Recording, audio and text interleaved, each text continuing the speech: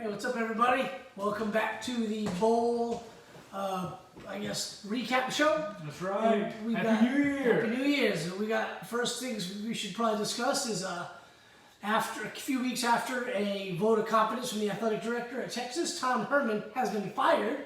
For Steve Sarkisian. Steve Sarkisian, the offensive coordinator of Alabama, getting the job. I think that's probably, other than Urban Meyer, that's probably the best replacement you could hope for. I kind of was wondering why Sarkisian wasn't getting looks earlier in the season from people kind of just testing the waters. Maybe somebody do something. Yeah, that's a good point. Steve Sarkisian's great. You see what Alabama's offense is doing. He's great. Yeah, he can stay off the bottle. Yeah. Maybe we all got our demons, right? Yeah. That's the breaking news. Yes. Let's get started with the bowl games. We'll start off with Tuesday night, December 29th. The Cheez-It Bowl. Miami loses to Oklahoma State 37-34. Derek King blows his ACL in the game, which isn't going to help in the future with more opt-outs. But crazy game. Oklahoma State come up to a real big lead. The QB Perry for Miami comes in and leads them back, and it was kind of got pretty close there at the end. Oklahoma State was able to hang on, beating a top 20 opponent and end up 18 Miami. So I picked Oklahoma State to win this game. Right. They looked pretty good. I think they just kind of took the foot off the gas, and before they knew it, Miami had kind of got back into it. But they got a touchdown late, so. All right. Moving right along. The Valero Alamo Bowl, Texas against Colorado. I guess it was Tom Herman's swan song. Yeah, I mean, obviously before he was canned, but we were sitting here talking about this game. We both picked Texas to win fairly easily. We kind of thought, they'd win this game. He got the vote of confidence from the athletic director. This is kind of start things. Ellinger goes out first half with a shoulder injury, doesn't return, which sucks because he just announced today he's going pro, he's going to the NFL. Backup QB came in, looked pretty good. Threw some touchdown passes. Texas looked really good in this game. Yeah, the cover's not bare. It's not. It's a shame that this had to happen because Texas, they've got talented players. But I think Sarkisian is going to help with the recruiting. They lost that 5-star QB that they had. I forget his name. It was a weird name. But he came into Ohio State, so boo. But anywho, maybe Sarkisian will jumpstart that recruiting and start getting these in-state kids to stay. The Goodyear Cotton Bowl. Florida got destroyed on national TV by Oklahoma. You hate to see it. Yeah, you sure do, don't you? Kyle Trask, Heisman Trophy finalist, throws 3 picks in the first quarter. Basically gets benched for the rest of the game for Emory Jones. Dan Mullen looked completely out of his league, really. Lincoln Riley coached circles around him. Oklahoma's offense is awesome. Defense was pretty damn good. They were holding Florida pretty well. Right. Kirk Herbstreit said when they selected the playoffs teams, Georgia and Oklahoma were the 2 hottest teams in the country at that time, and Oklahoma's definitely showed it. Yeah. They've been looking, as the weeks kind of progressed after those losses, they were looking better and better. I picked Oklahoma to win the game. I won a little bit of money on that. But let's talk about the opt-outs for a second, because on Twitter this weekend it was going crazy. Halftime of the Georgia-Cincinnati Peach Bowl and then the Northwestern Auburn Citrus Bowl, people were like, oh, do these teams not want to be there? SEC teams. I'm not saying Florida doesn't want to be there. You should want to be at the damn Cotton Bowl. That's a really good bowl game. But your top 4 offensive playmakers are out. Your top 4 targets for contrast are out. A couple guys on defense are out.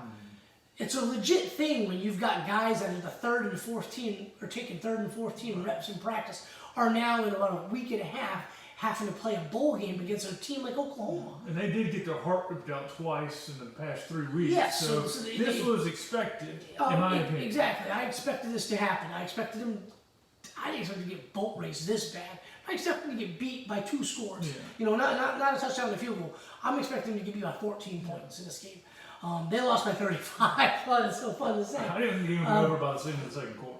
I had recorded. I was at the LaGrange basketball game, and then my phone just kept popping up with the scores. Touchdown Oklahoma, pick 6. I'm like, Jesus. But I do want to mention this, like, I don't buy the excuse that teams don't want to be there. However, sometimes that's a real thing. I'm not going to say that in this case. I'm going to say that the opt-outs killed them because, like I said, Kyle Trask hasn't been thrown to these guys for more than a week or two. And that's no excuse. If you're Florida, you got to be recruiting. You guys leave, next man up should be a 4-star. You know, Florida hasn't. And all these guys are Jim McElwain's guys. Yeah, you know, Mullen hasn't recruited that well, but he's recruited well enough. These guys aren't schlep rocks. You know, they're decent players coming in. They drop so many passes. You know, there were guys that come in, oh, you know, so and so talked to this guy, tight end. You know, a couple of days before the game, he's excited for his opportunity. Dropped 4 passes in the game. So, you know, like I said, I hate using that excuse. I don't buy it, but sometimes it's real. I don't think they didn't want to be there excuse applies to this game, but I think the opt-outs didn't help. And honestly, if they had all their guys, I still think Oklahoma would beat them. All right, moving right along. Wake Forest against Wisconsin in the Duke Mayo Bowl. Funny thing about this, at the end of the game in the locker room, they broke the crystal. Broke the trophy. Broke the trophy. I didn't see this game, but I mean, Wisconsin did what we both expected Wisconsin to do, beat Wake Forest, as neither one of us seen Wake Forest, and Wisconsin kind of played what we kind of expected. I felt a little bad for the QB. I think it was Hartman for Wake Forest. We discussed this game on our preview show. We thought Wisconsin's offensive line, that running game, would eventually wear them down. That really wasn't happening. What happened was the poor bastard playing QB for Wake Forest kept having his routes jumped. It was like they knew the damn plays. These weren't just picks. They were legit jumping his routes, and they must have picked him off 3 or 4 times in plus territory. One of them got returned down to 2. Still not sold on Wisconsin's skill players. They don't have running backs like they always have. They're usually like 2 fullbacks and a really good tight end. That's not going to cut it beating Ohio State, but I mean, you know, they got the bowl win, so, you know, kudos and congrats to Wisconsin. The offer pad Arizona Bowl, San Jose State would like the helmets. I think we both picked San Jose to win. Yeah, they were undefeated. Yeah, Ball State 27-0 in the first quarter. Ended up winning 34-13. I didn't see this game. I don't know if you did. No, it was on a TV near the room. I didn't watch it. Actually, was watching the Mississippi State Tulsa game when they popped up. You know, the score. Ball State was up like 20-0. I was like, oh Jesus. Well, the Lockheed Martin Air Force, Lockheed Martin Armed Service Bowl, Mississippi State defeats Tulsa 28-27. There was a big brawl in this game. It was, the whole game was kind of chippy, which was interesting. I don't recall these teams playing each other. But good game. Mississippi State's got a lot of young guys. They're half their team is freshmen and sophomores playing because a lot of the other guys opted out or were kicked off the team. You know, what's his face? Mike Leach. Leach kind of said he didn't want guys around that weren't going to buy in, and a lot of guys bailed. They played, I think, 3 or 4 of the last games of the season under the 53-man roster requirement. Not requirement, but like, you know, they were advised to try to stay above 53. Anyway, they played below it. Played pretty well. That's one of the games where you have a top ranked, you have the 24 ranked team in the country, Tulsa. They were 6-2. They got beat by a 3-7 Mississippi State team. That's one of 3 examples where a SEC team with a losing record took out a ranked team. Which is phenomenal. So which that doesn't help the SEC is overrated crowd. Because Mississippi State was not a good football team this year. No, Mike Leach is a good coach. Lane Kiffin is a good coach. They are going to have those programs within the next 3 years contending out in the West. Granted, as long as Alabama's still there, they're still going to be the top team out West. But they'll be vying for being ranked. I think Mississippi State, when this kid's a junior or senior, they'll have one of those seasons where they might win 9 or 10 ball games, lose to Alabama and maybe like A&M or LSU, but they'll have a 10-win season. Every handful of years when their QB is like, is an upperclassman. Junior, senior. I don't know what to make of Ole Miss, and we'll get to that in a second because I'm really excited to talk about that game. But yeah, I can see Mississippi State every 3 or 4 years having a good season. Yeah. West Virginia defeats Army 24-21 in the AutoZone Liberty Bowl. Again, I didn't get to see this one. I fell asleep during You it. fell asleep in it. We picked Army to win, and Well, you picked Army to win. I picked Yeah. West Virginia. yeah, because West Virginia was one of those teams. I was like, oh, at the beginning of the season they're sneaky good. They just keep disappointing. I was like, I'm picking Army. I fell asleep, so you kind of tell how that game kept my attention. Here comes the Peach Bowl. New Year's Six games. New Year's Six games. Me and Brett were at this game, and it seemed like Georgia could move the ball at will between the 20s, but the minute they got in the red zone, it just grinded down to the hole. They did win the game 21-24. The late 30 seconds to go in the game, kicked a 7 seconds left to go in the game. They kicked a 54-yard field goal. Was good to take a 22-21 lead. They put a couple seconds back on the clock. Georgia kicked. They gave him a 15-yard penalty because Georgia's team ran on the field. Right. I think they kicked off from like the 20-yard line. 20-25. Dude bombed it to like the 6. Bowles guy caught it. 1 second goes off the clock. With 2 seconds left, they sacked Ritter in the end zone for a safety, 24-21. Like Terry said, we were at this game at the Mercedes-Benz Dome. That's the first time I've been in that stadium. One row from the top. Yeah, I mean, it is beautiful. And I'll say for anybody watching, it doesn't matter what team you're a fan of, if you can get to a game in the Dome, go. It is a world-class facility.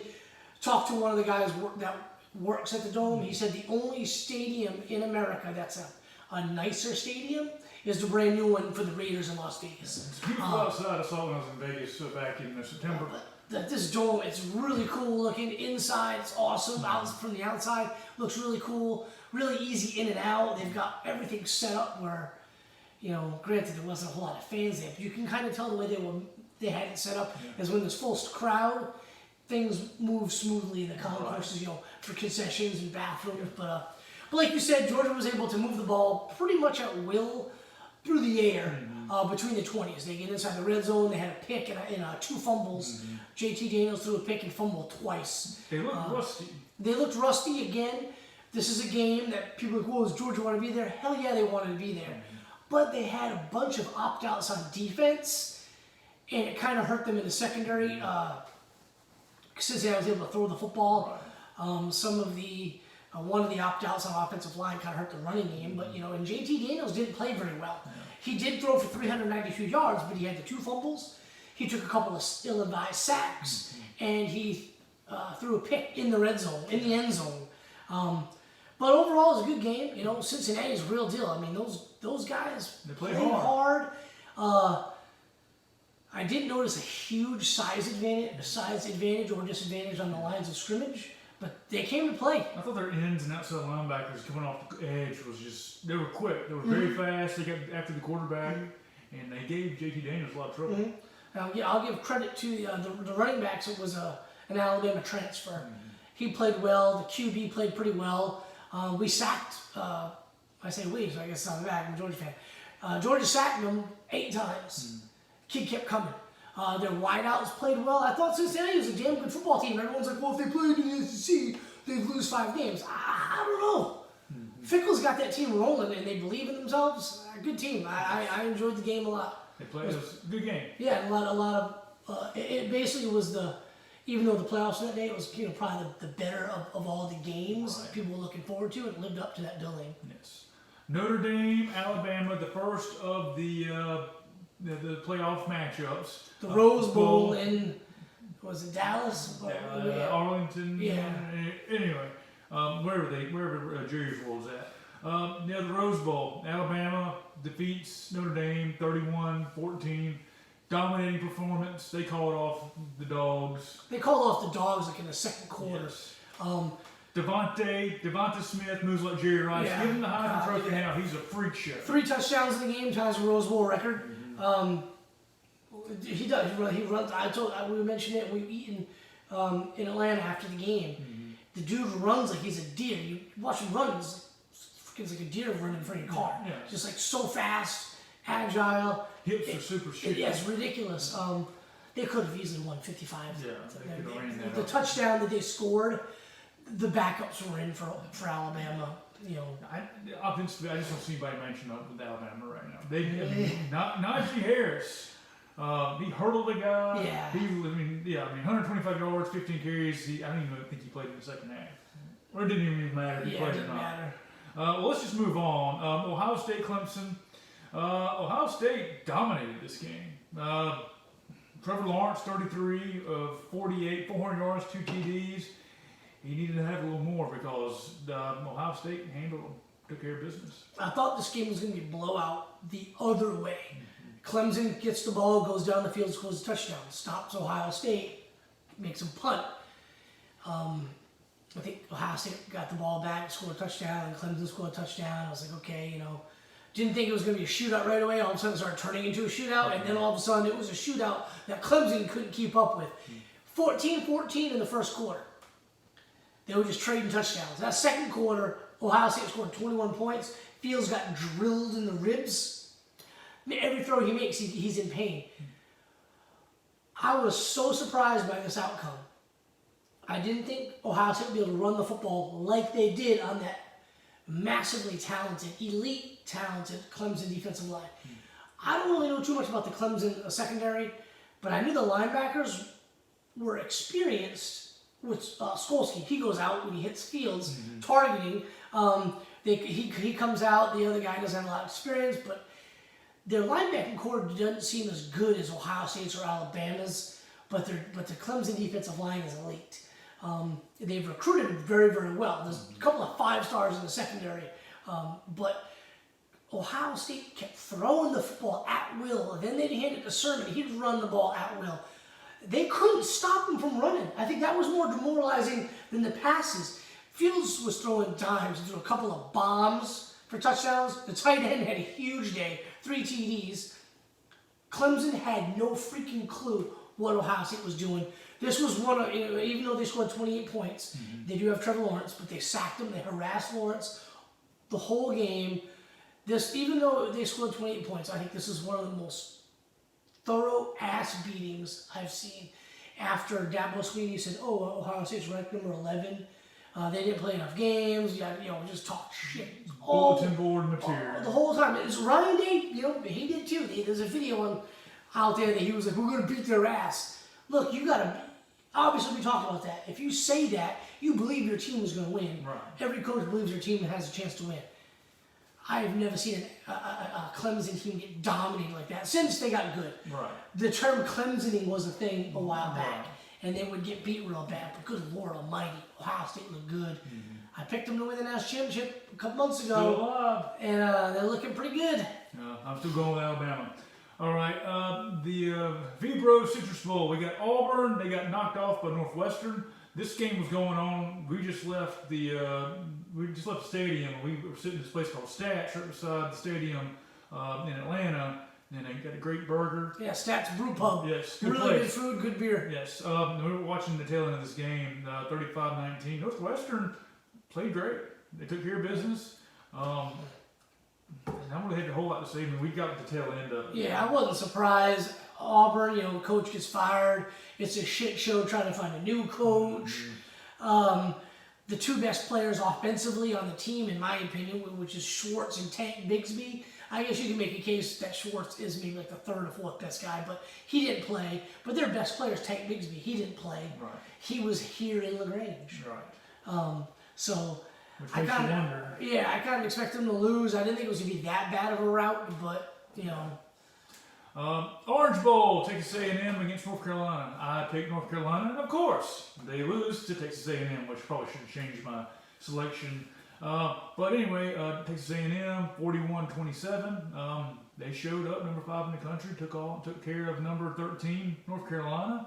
I didn't see it. I watched this game, one of the better games of bowl season. North Carolina had a bunch of opt-outs. Both of their running backs, who both ran for over 1,000 yards in the season. A couple wideouts, but Newsome was still going to play. Their offense, they ran the ball at A&M fairly well with their 3rd and 4th string running back. Newsom had a good game. Their wideouts had a great game. Downs had a good game. Sam Howell's legit. The guy can run. He's crafty. He can throw the football. He doesn't make too many mistakes. North Carolina played great. This is one of them bowl games where you could have made the case that Texas A&M, they didn't make the playoffs, or like maybe mail it in, or you could do the flip side of that and say they're pissed off. They want to make a statement and say we deserve to be there, and that's what they did. They were losing. Downs scored a touchdown and did the Aggie symbol, and then did the thumbs down. North Carolina didn't score after that, and A&M scored 21 points. A&M looked really, really good the second half. Now, I will say this. A&M could be that team out west that could give Bama a run for their money next year. They're going to lose a lot of talent. Yeah, they're losing a lot of talent. The running back's a true freshman that went in because Spiller went down with an ankle injury. They're losing a lot of talent on D, and they're losing Kellen Mond, and I really don't know who their backup QB is. But it's Jimbo, and Jimbo's going to have somebody there. Oregon, Iowa State, 17-34. Iowa State wins the game. I would have lost money if I had money on this game. I didn't see that one coming. Iowa State, I picked Oregon to win too. Iowa State thoroughly dominated this They game. did. Brees Hall looked great. Brock Purdy looked great. They just, they'd score, and then Oregon mounted a comeback in the second quarter. They mounted a pretty decent comeback. At the time, it was tied 14-14, and then Iowa State was like, enough. The turnovers, they caused a couple fumbles. There was a muff punt. They had a kickoff where they just kicked it. The ball went in the air, hit the ground, and nobody for Oregon wanted to catch it. Right. And Iowa State grabbed it. Really, really excited for Campbell. Purdy announced he's come back for his senior year. Brees Hall was only a sophomore this year, so they might be a force to be reckoned with next year in the Big 12, along with Oklahoma. Just really, really happy for Iowa State. They was watching ESPN's recap show after this game and talking about they find a lot of 3-stars, and they get a lot of guys that schools like Texas and Oklahoma don't really want. Convince them to come. Don't go to Texas Tech or whatever. Don't go to Baylor. Come to Iowa State, and Campbell's just turning these guys into players. All right. Ole Miss against Indiana. The Outback Bowl, Ole Miss wins 26-20. Indiana felt sorry for the guys, but Ole Miss took care of business. Game number 2 of the 3 games where SEC teams with losing records beat ranked teams. This was Ole Miss at 4-5 playing number 11 Indiana at 6-1. Indiana takes the Big Ten logo off their jersey in protest of the rule changes because they should have been in the Big Ten championship game. Indiana, they made it a game, but they were kind of getting spanked. Fourth quarter, rather, they started running the football pretty well. Were able to score a couple touchdowns and make it a little closer. Ole Miss had to come back and score a touchdown at the end, to solidify the win. But I will say this about Lane Kiffin. He's a great offensive mind. Matt Corral throws the ball around. Offensive guys are going to want to go and play for him. It's almost like he's saying, big F you to the defense, though. They can't tackle. They can't cover. They make a ton of mental mistakes. They commit a ton of penalties. And it just seems like Lane Kiffin's I'm just going to, I'm going to accept the fact that my defenses are never going to be good. I just want to score 50 points a game and let the chips fall where they may. That's seems what he's wanting to do. Outgun everybody. He just outgun everybody, and it almost didn't work this game, but they eventually hung on to win. This is basically, in my opinion, your second-ranked team in the Big Ten gets taken out by a 4-5 unranked SEC team. That ain't a good look. No, it's not. Definitely not. The Tax Slayer Gator Bowl. Kentucky defeats NC State 23-21. This is another unranked team taking out a ranked ACC team. A 4-6 Kentucky team takes out the 23rd ranked 8-3 NC State Wolfpack team. The game was, again, this was basically almost a rout. NC State mounted a comeback in the fourth quarter. Wasn't enough. I think they went down, 17-7 or something like that. Wasn't enough. Kentucky, just like we discussed, they had those 8-9 minute drives that played keep away. So really good bowl showing for the SEC. Florida and Auburn were the only two teams that lost, and I'm fairly certain those are the two teams that everybody just kind of picked they were gonna. These teams aren't gonna win these games. But good showing, good bowl season. Yep. Basically, the national championship game is next Monday, a week from tomorrow. Right. We're at the end of the season that everybody thought we wouldn't have this season. So Congratulations, everybody. congratulations, just be thankful for what we got. That's right. Right now, tickets are on sale for the national championship game in Miami for $1,000. $1,000. Holy shit. Alabama's favored by 8 points. The over right now is 75. Take the over. Yes, they're going to score some points. They might even touch the century mark on this one. I don't know. Ohio State hasn't been able. The Big Ten wasn't allowing fans. The SEC was. I'm wondering how many Ohio State fans are gonna be like, look, I save my money all season long, and they're gonna fit the bill for these $1,000 tickets and have that stadium. It's not going to be anywhere close to being full, but obviously there should be more Ohio State fans in Miami than Alabama fans. Yeah, well, I was a little disappointed in the capacity at the Peach Bowl. I thought they could fit at least another 10,000 people. Yeah, there was a lot of empty seats. It was less than a quarter capacity, which well, I'm just thankful we got to be there. That's right. So you want to do the Ohio State Alabama review Sunday? Yeah, let's do it Sunday night. Okay, let's just do a full spread on these guys because they deserve it. These are the best two teams in the country. Best two teams in the country, national championship, but we can give them a full episode. That's right. All right, everybody. Well, let's conclude today's episode. Happy New Year, everybody. Yeah, Happy New Year, and we don't have much football after next Monday, so we could talk about transfer portal. That's going to get crazy this year. Coaching carousel, recruiting, and then before you know it, we'll have spring ball. That's right. You guys have a good day. All right, take care.